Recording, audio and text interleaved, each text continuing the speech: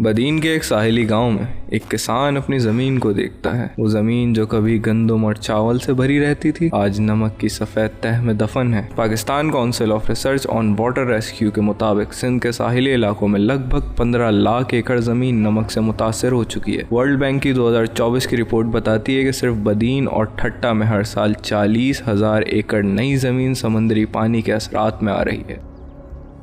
ये कह सकते हैं कि दरियाए सिंध जो है वो मौत की तरफ जा रहा है, वो खुश्क हो चुका है जगह जगह से। अब जब वो पानी का धारा जो है वो समंदर के पास पहुंच के जब उसमें फ्लो नहीं रहता तो समंदर चढ़ता आता है और वो ज़मीन खाता चला गया है।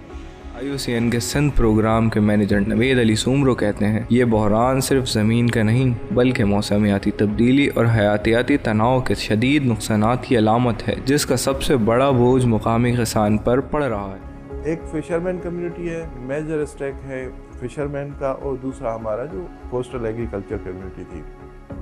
तो दोनों बहुत बड़े तरीके से हमारे मुतासिर है। पूरा का पूरा दिन जो है ना जाते हैं फिशिंग पे, मगर उनको बहुत कम मछली मिलती है।